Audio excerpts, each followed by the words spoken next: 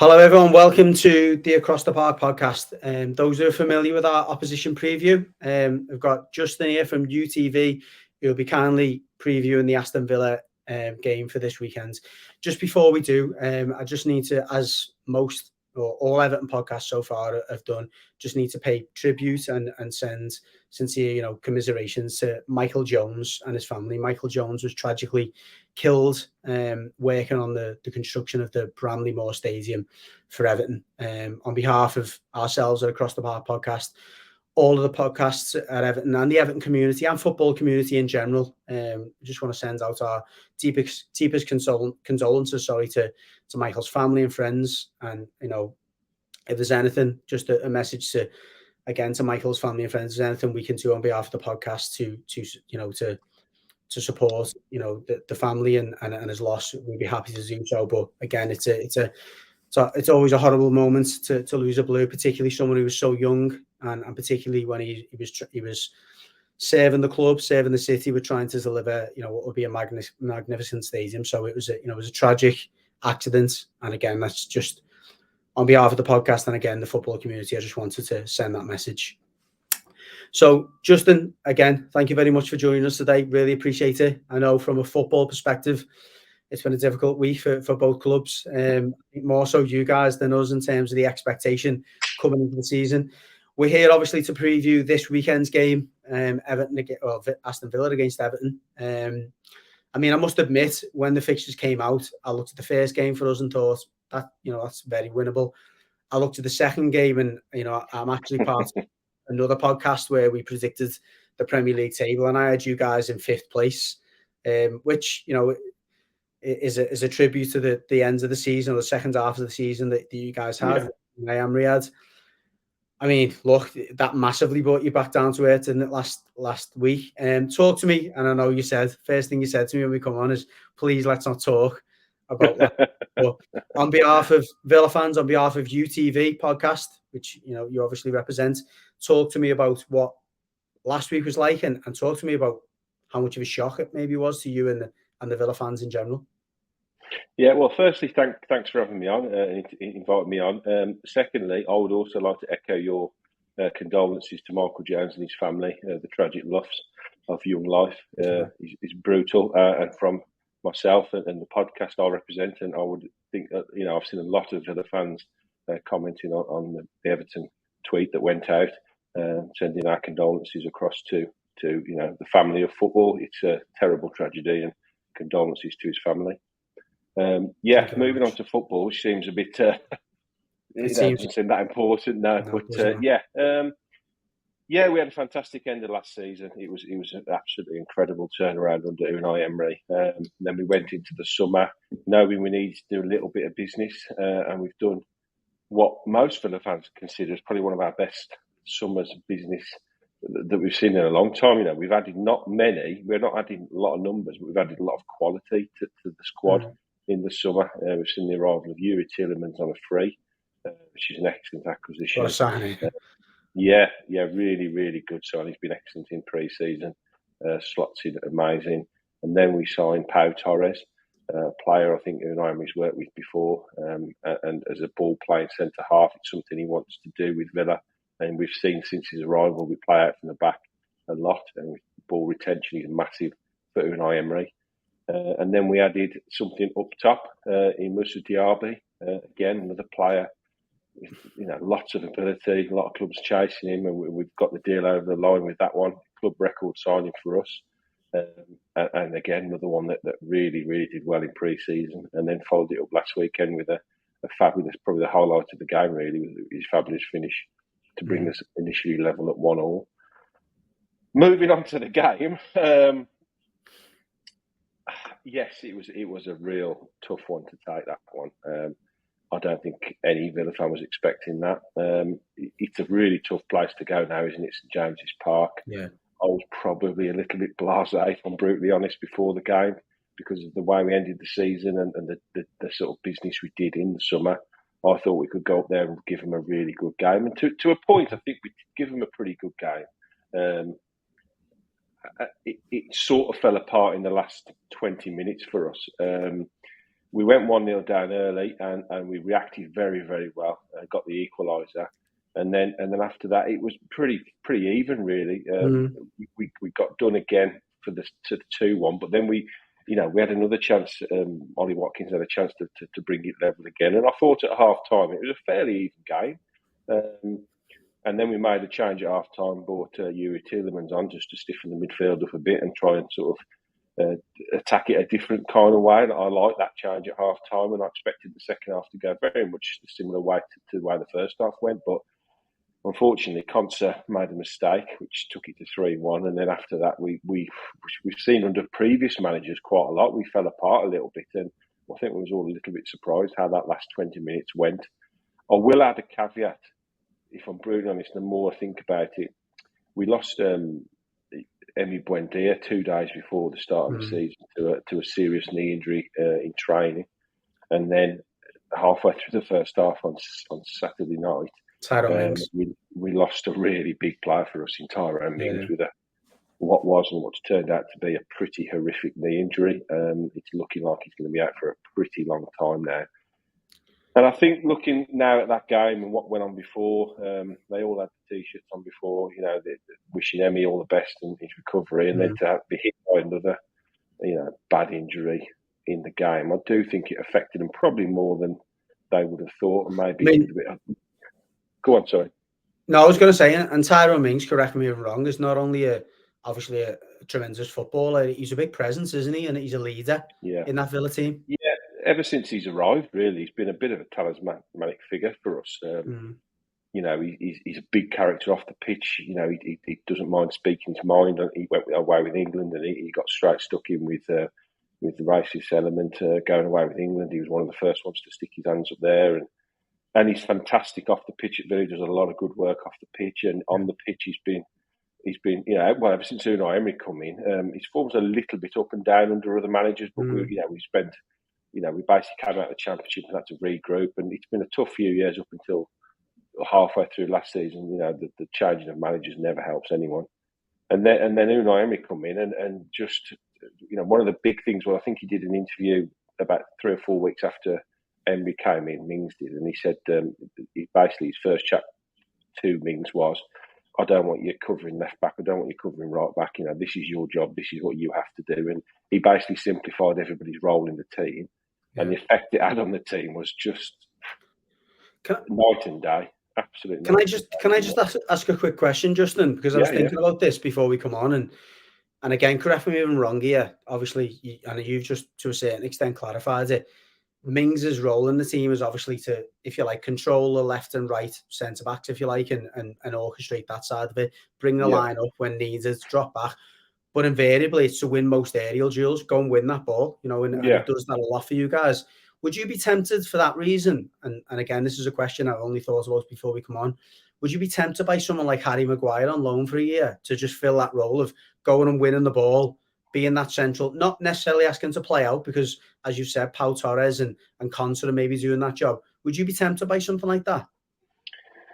Potentially. I think it's a conversation that's probably been had behind the scenes at Villa, and I don't think any of us would be surprised if we did bring in another centre half. We have got a few on the books, if I'm honest. We've got Conser still, we've got Pau Torres, and we've also got Diego Carlos, who we lost. Carlos, forgot about that. Diego Carlos, it was a huge signing for us last year. He's a phenomenal footballer, and he's just come back to full fitness. And then we've got Callum Chambers, who's sort of seen as the backup, really, but has done really well in pre-season. He's seen a lot of minutes in pre-season, and people outside of Villa won't really know the way he seems to be leaning towards playing, especially in pre-season. He's actually playing. It's quite an unusual style and setup, which he actually didn't play last Sunday. A lot of fans were very surprised when the team sheet dropped and there was 2 proper fullbacks in. What he's been doing in pre-season is playing 3 central defenders, playing Conser as sort of a right back only on paper, and then 2 then he'll play like Mings and Torres has been playing. And then what we tend to do is our left back bombs on and becomes sort of a winger, and then the 3 defenders, when we're attacking, they just sit across and play as a 3. It's not as you would imagine a 3-5-2 that we used to see when we were probably watching. It is more of a sort of a fluid way with sort of McGinn playing off the right and then tucking in when needed. So we was a bit surprised at that, but I think, I wouldn't be surprised if we brought somebody in.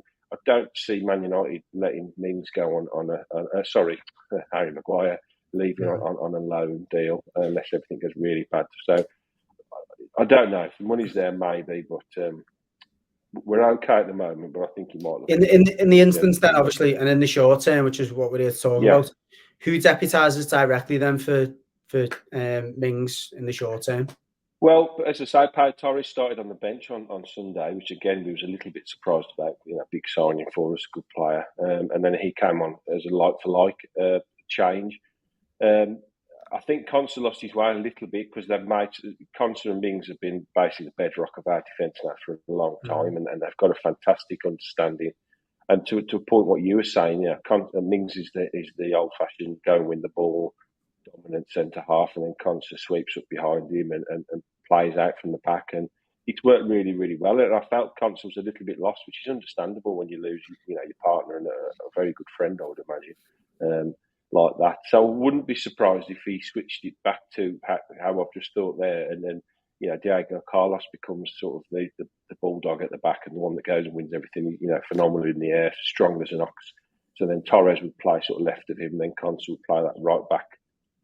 We call it a hybrid right back on the pod. It's sort of centre half that plays right back. Yeah. No, that makes sense. I mean, I was going to say, I think the big concern with Pau Torres, I watch a lot of La Liga football. He's not the best in the air.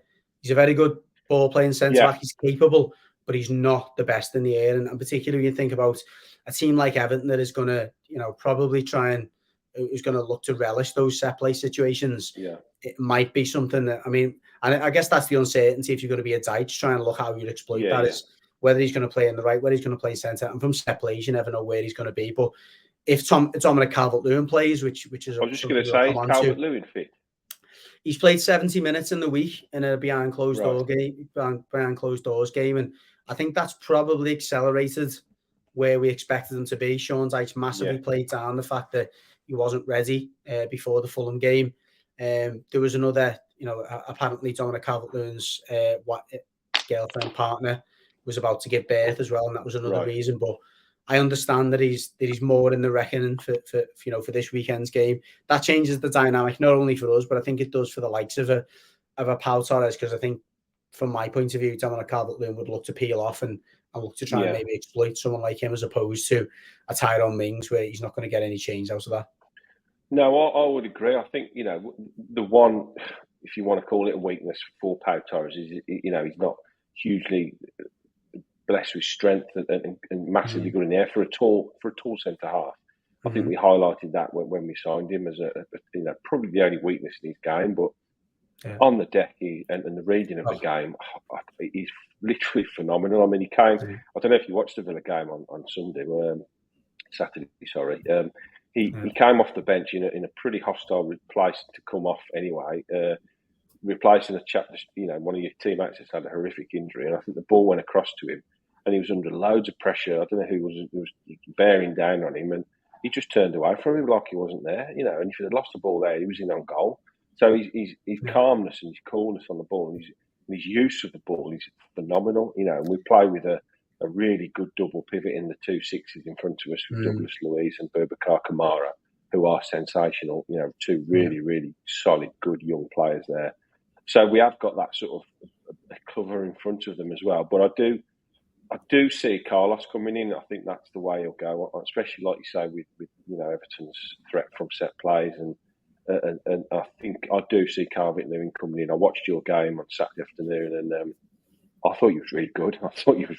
Yeah. I mean, you create so many chances. If you had had a proper finisher up front, you'd have won that game comfortably. But got done by the old smash and grab, didn't you, by Fulham? So I think Everton are going to be a lot better than they was last season.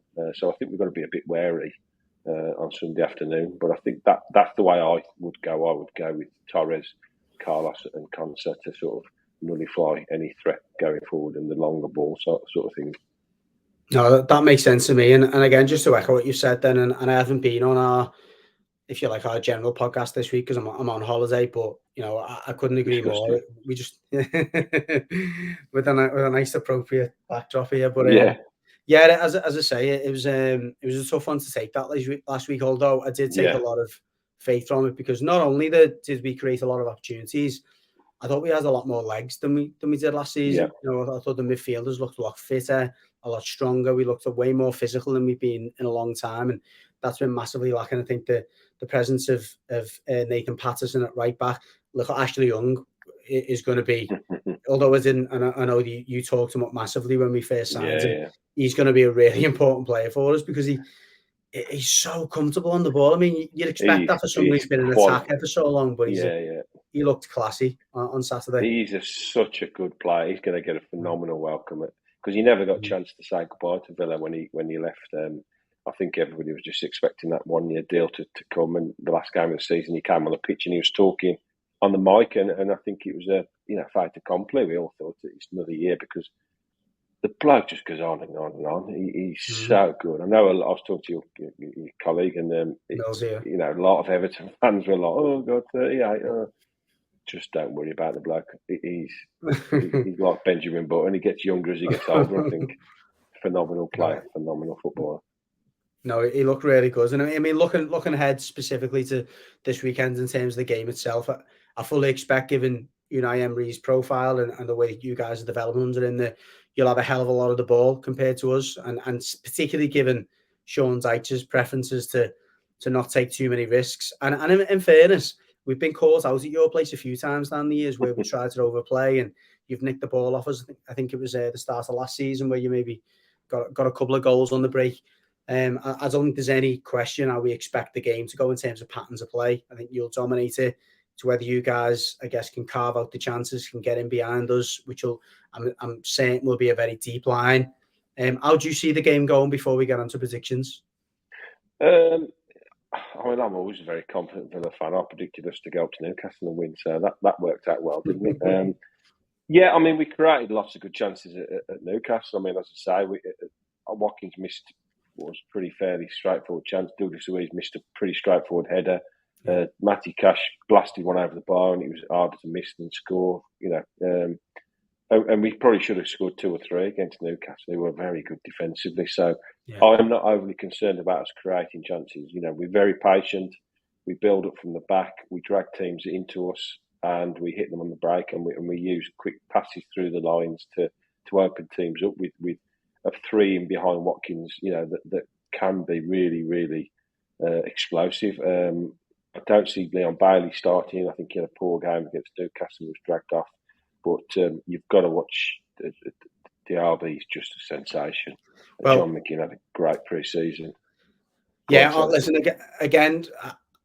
When you signed Diaby, I was saying to anyone who'd listen, and I'm on another podcast called the Leggett podcast, and I got asked to pick 4 players to look out for in the Premier League this season. Diaby was one of them. Phenomenal player and just fits the Premier League like a glove. Loves a tussle. Again, he can come short, he can go long. He's good on the ball. He's good in behind. He's obviously got a cracking finish inside and outside the box. Well. I think he'll be a superb asset for you guys. Yeah, and with the loss of Puente, it's looking like we're very close to signing Nicolas Zaniolo as well from Galatasaray this week. That's very close to being done.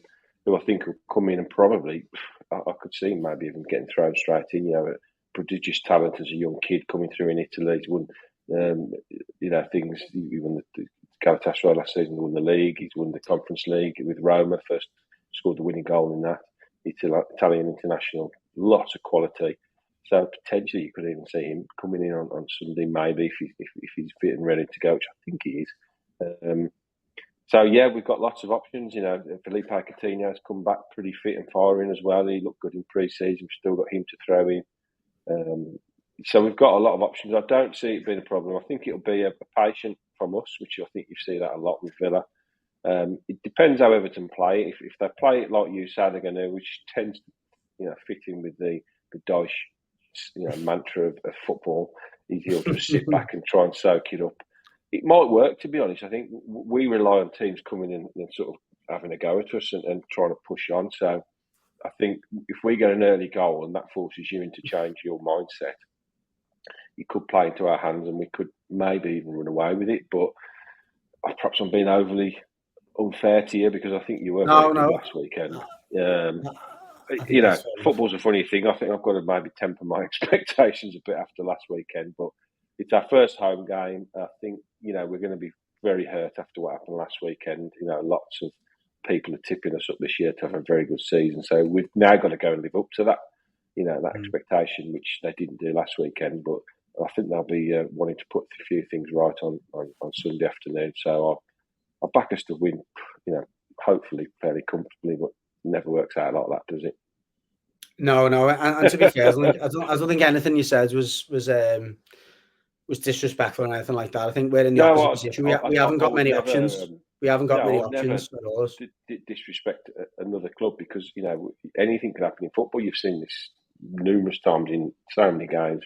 And I do really like Everton. I've always classed Everton as a very similar club to Villa, from a kid growing up, very, very with similar sort of good times in the 80s and things like that. So, and you've had a lean spell, haven't you, over the last few years? A bit like we went through before that. You've never actually dropped like we did. Yeah. So I do respect Everton. And as I say, I'm less confident probably after seeing you last weekend than I was, but we're very good at home. We tend to win most games at home now. So first game of the season, sold out for the park. After what happened last week, I've got to back my team. Go on then, Justin. Give us your prediction, mate. 17-0. No, I'm only joking. I'm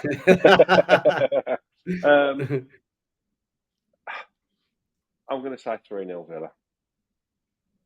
Fair enough. I mean, I would never back us to get beat, but I was very close to doing that just then. Yeah. But I think the best I can do and best I can hope for, which is I guess the cross between a hope and expectation, is a 1-1, and that's on the basis that us getting an earlier goal, maybe from a set play, maybe from catching you guys when you're trying to play out from the back.